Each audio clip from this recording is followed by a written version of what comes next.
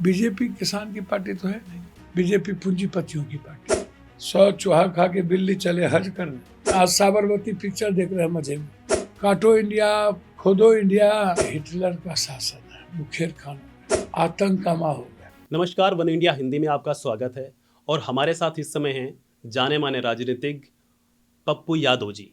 1990 से शुरू हुआ सियासी सफर कहां तक है कोई बताने की जरूरत नहीं है। अपने दम पे चुनावी चेहरा बने और निर्दलीय पूर्णिया से जीत की बाजी खेलकर फिर आए और साबित किया कि हाँ, वो कितना सियासी दमखम रखते हैं। इस समय संसद से लेकर सड़क तक माहौल गर्म है। किसान एक तरफ सड़क पर हैं तो दूसरी तरफ संसद में भी खूब हो हल्ला मचा हुआ है। करीब 7 दिन बीतने को हैं, लेकिन संसद की कार्रवाई को अगर देखा जाए तो 7 घंटे भी बामुश्किल हो रहे हैं। इस इन सब के बीच देश के टैक्स पेयर्स का पैसा और उस देश के भविष्य को तय करने वाली चीजें आखिर कहाँ जा रही हैं, इस पर हम जानेंगे सर की राय। सर, क्या कहते हैं इसको लेके आप? हमको तो समझ में नहीं आता है। निर्भया कांड को याद करिए जी एक दिन संसद चली थी। जी जी झूठ के कोयला घोटाला को याद कीजिए। जी एक बार की घटना थोड़े लोगों ने झूठ को सच बनाने की कोशिश की और मनमोहन सिंह जैसे देश के सबसे साफ छवि और सुचित्ता के साथ जीने वाले व्यक्ति पर उंगली लोग तो झूठ की खेती करते हैं, गणेश जी को दूध पिला देते हैं। और इतने बड़े मुद्दे जी जब अदानी पर वारंट इशू किया हुआ है, इनकी चोरी पकड़ी गई, घोटाले हैं, घोटाले पर घोटाले हैं, जी बिल्कुल, ये जैसा ठगी कि मामले में ये हैं। जी बिल्कुल, जैसा कि आप कह रहे हैं अडानी मुद्दे, ये मुद्दों को लेके, लेकिन जो सरकार का पक्ष है वो आरोप लगा रहा है कि विपक्ष हंगामा करता है और चर्चा नहीं करना अब चाह रहा है। ये भैया शोर मचाए शोर, सूप बाजे तो बाजे, चलनियों बाजे। जी जी शीशे के घर में रह के पत्थर फेंकते हैं। 100 चूहा खा के बिल्ली चले हज करने। पहले आप 100 चूहा खा चुके हो जी और सरकार विपक्ष हंगामा कर रही है। हाँ, अदानी के पीछे कौन है? और पूरा का पूरा बिजली से लेके सारे प्राइवेट एयरपोर्ट से लेके सब कुछ प्राइवेट अदानी को। श्रीलंका से लेके अब पूरा बांग्लादेश सब जगह अदानी को संपत्ति देने का तो आ ही गया कि अदानी के लिए नरेंद्र मोदी जी ने फ़ोन किया था। तो अदानी पर इतने बड़े आप चर्चा करना क्यों नहीं चाहते हो? चर्चा कर लो। हम तो चर्चा चाहते हैं, गतिरोध तो चाहते ही नहीं है। लेकिन सर, चर्चा चाहते हैं, संभल पे चर्चा चाहते हैं, किसान पे चर्चा चाहते हैं, बिल्कुल हम संविधान पे चर्चा चाहते हैं। तो क्यों नहीं संविधान पे चर्चा कर रहे हो? बिल्कुल आप सर। चर्चा करो। सर, आपने तो आप जो भी चर्चा बोला, नहीं करोगे तो देश की आवाज़ क्या विपक्ष नहीं बनेगी? वो चुप हो जाएंगे। वो इनको पूरा साड़ के तरह, जैसे ईवीएम की चोरी करता है, पूरा का पूरा नौकरी खत्म कर दिया, आरक्षण खत्म कर दिया। जी जी पूरा 11 सालों में एक भी वैकेंसी नहीं निकली रेलवे की, बैंकिंग का। जिंदगी तबाह कर दिया है। रोजगार शब्द आज तक मोदी जी के मुंह से कोई नहीं सुना होगा, सिवाय नफरत के, सिवाय आज साबरमती पिक्चर देख रहे हैं मजे में, प्रमोट कर रहे हैं साबरमती पिक्चर को। तो ये सब जो नफरत पैदा करने की जो लगातार साजिश चल रही है, और निचले कोर्ट के बाद आप किसी मस्जिद में ढूंढ रहे हो, कहीं खोदो इंडिया बना रहे हो। अरे भैया, खोजना है तो अदानी और ईवीएम के पीछे कौन है उसको खोजो ना। सर, इससे जुड़ा है जैसे कि आप कह रहे हैं किसानों का मुद्दा, जो मस्जिदों का मुद्दा एक बना हुआ है कि संभल से लेके अजमेर, फिर आता है, अभी हाल ही में एक बदायूं का केस भी सामने आया।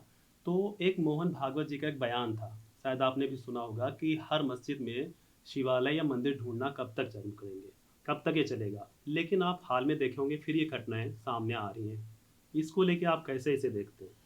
देखिए, एक बात समझिए, मस्जिद, मंदिर, गुरुद्वारे, चर्च कोई आज़ादी के बाद की बनी तो है नहीं। बिल्कुल ये आज़ादी के पहले, बिल्कुल संविधान ऐतिहासिक के चीज है। पहले, ये ऐतिहासिक है, सामाजिक है, सांस्कृतिक है, जीवन से जुड़ा हुआ चीज़ है। जी वो किसी की व्यक्तिगत संपत्ति नहीं है, उसका सभी की आस्था है। सभी धर्मों को जीने का अधिकार बाबा साहब ने हमें दिया है। सभी तरह के विचारों को संरक्षित करने का अधिकार दिया है। आज संविधान और बाबा साहब ना होते और हमारी पार्लियामेंट ना होती, हमारी डेमोक्रेसी इतनी मजबूत नहीं होती, तो आप हालात समझो ना कि ये लोग क्या कर दिए होते। मतलब ये ये लोग पॉलिटिकली आप इसके पीछे देखते हैं या? टोटल चीज़ पॉलिटिकल है। आप उठा के देखिए, एक भी चीज़ आपको नॉन पॉलिटिकल नहीं लगेगा। आप हमें बताओ ना आप कि इस तरीके से संभल की जो घटना घटी है, जी जी। प्राइवेट लोगों के द्वारा इन्वॉल्व करवा करके जिस तरीके से आप पूरा अपनी मनमानी करने का प्रक्रिया और अपने पदाधिकारी को भेजकर ज़बरदस्ती फोटो लेना, ज़बरदस्ती कुछ रख देना करने, ये लगातार एक डरावना माहौल पैदा करना। ये किसी भी देश को आप उठाओ तो धर्म और जाति, भाषा, गोरा काला के सवाल पर, रंग के सवाल पर किसी भी देश की प्रगति हुई है? धर्म को जिसने अलग किया है जी जी। उस देश की प्रगति हुई है। और जो धर्म को लेकर के चलने का प्रयास किया है, कट्टरवादी धर्म, तो वो दुनिया समाप्त हो गई है, इतिहास मिट गया है उस देश की। और इस देश को ये एकदम कंप्लीट रूप से सोमालिया से बुरी स्थिति बनाना चाहते हैं। इन्हें डेवलपमेंट पर मतलब नहीं, इन्हें इकोनॉमी पे मतलब नहीं, हाँ इन्हें गरीबी पर मतलब नहीं, इन्हें जाति जनगणना से मतलब नहीं, इन्हें बच्चों के पढ़ाने से मतलब नहीं। एसटी एससी को समाप्त करो, इसकी साजिश 24 घंटा चलते रहना। तो नौकरी को खत्म कर प्राइवेट की ओर ले जाना, प्राइवेट में आरक्षण लागू नहीं होता है तो ओबीसी ईबीसी एसटी एससी ऐसे ही मर गए। सर एक और इससे जुड़ा मैं आपसे सवाल चाहूँ, इस पे कमेंट चाहूँगा कि कांग्रेस आज जाने वाली थी, कांग्रेस का प्रतिनिधिमंडल यही संभल में, और उससे पहले समाजवादी पार्टी का भी प्रतिनिधिमंडल जाने वाला था, लेकिन दोनों को रोक दिया गया।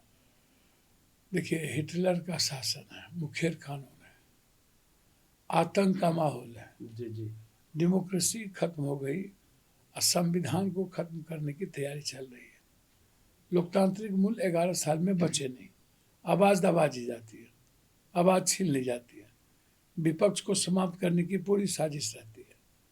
गाली गलौज करो। शरद पवार जी की बच्ची के बारे में, सुप्रिया सुले जी के बारे में कितना गंदा शब्द इस्तेमाल किया। मतलब जो आवाज़, जो सत्ता पक्ष झूठ के साथ रहेगा, नफरत को साथ देगा, खोदो इंडिया का साथ देगा, जो इनके हाँ में हाँ करेगा, इनकी सियासत को जिंदा रखेगा, उनको सभी तरह के प्रोटेक्शन मिलेंगे। सर लेकिन जो विपक्ष होगा उसको मिटा दो, उसको अब उसकी आवाज़ को दबा दो, उसको कमज़ोर कर दो।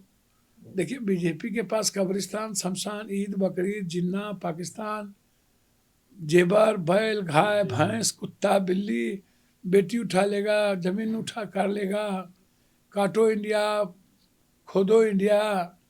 भैया, बीजेपी के पास कोई एजेंडा ही नहीं है। सर एक और सामने आज मामला आया है किसानों से जुड़ा हुआ। काफ़ी पहले भी प्रोटेस्ट हुए, ये एक प्रकार से कहीं ना कहीं किसान आंदोलन तीसरे की आहट एक प्रकार से हम कह सकते हैं। और आज दिल्ली कूच को फिर एक बार जुटे किसान, हजारों ट्रैक्टर्स आए, हजारों किसान बॉर्डर पे पहुंचे। हालांकि उन्होंने अपना मार्च जो है थोड़े दिन के लिए स्थगित कर दिया, लेकिन उनकी फिर वही मांगे हैं अपनी पुरानी की एमएसपी गारंटी बीजेपी कानून। बीजेपी किसान की पार्टी तो है नहीं। बीजेपी पूंजीपतियों की पार्टी है, मिडिल क्लास व्यवसायियों की पार्टी तो है नहीं। तो जीएसटी का स्थिति उठा के देखो, बिजली बिल की स्थिति देखो, स्मार्ट मीटर देखो। आप बीजेपी तो किसानों की पार्टी, किसानों से क्या लेना देना? किसानों के रहमो करम पर तो आए नहीं है। पर सर वो तो ये दावा ये करते हैं ये कि हम ये किसानों मंदिर की के आय। ये मंदिर के रहमो करम पर आए। कृषि बीमा की स्थिति देख लो, किसानों की आय की स्थिति, क्या क्या बोलते रहते हो इनको, इतने झूठ के। ये मैंने पहले कहा कि ये लोग झूठों का गणेश जी को दूध पिला दिए थे। तो ये सब चीज़ छोड़िए, किसान की चिंता। बेटी पढ़ाओ बेटी बचाओ क्या हुआ? 2 करोड़ नौकरी क्या हुआ? काला धन क्या हुआ? जी जी, ये बड़े सवाल है। ब्लैक मनी का क्या हुआ? कितना झूठ बोलते हैं ये आप देखो ना। तो इसीलिए किसान को, तो किसान की ज़िंदगी को इन्होंने तबाह कर दी है। मालगुजारी वाला आप देखो, सारी चीज़ों को देखो। किसान के खेत में पानी कैसे जाएंगे, उन्नत बीज कैसे जाएंगे, इसकी चिंता नहीं है। लेकिन सर बीजेपी तो दावा करती है हम किसानों के हितैषी हैं। ये तो दुनिया को पता है कि कितने हितैषी हैं। ये नफरत की राजनीति ना करे और सोशल मीडिया और सब कुछ को खरीद करके आवाज़ करने का काम ना करे, तो इस जन्म में चुनाव ना जीतेगी। ये आप जान लो, इस जन्म में चुनाव नहीं जीते। मुट्ठी भर लोग सिर्फ इनके साथ हैं, जो लुटेरे लोग। जो माफिया दलाल टाइप के लोग हैं जो अकूट पैसे लूटते हैं, वो लोग इसके साथ होंगे। एक भी गरीब और मिडिल क्लास के लोग में किसान बिटिया माँ नहीं होगी। इन्होंने एक्सप्लॉइटेशन किया है, शोषण किया है। बेबाकी से अपनी बात रखने वाले, जैसा कि आपने देखा सुना पप्पू यादव जी को, कई मुद्दों पे उन्होंने अपनी राय दी है और क्या उनके सवाल हैं, क्या उनके आरोप हैं, आपने सुने। फिर मिलेंगे किसी और दूसरे मुद्दे पे, जानेंगे सर की राय, सर के आरोप, कमेंट्स, उनका क्या चीज़ों को लेके देश में जो चीज़ें चल रही हैं उन पे क्या कुछ कहना है। तब तक के लिए आपका धन्यवाद। देखते रहें वन इंडिया हिंदी।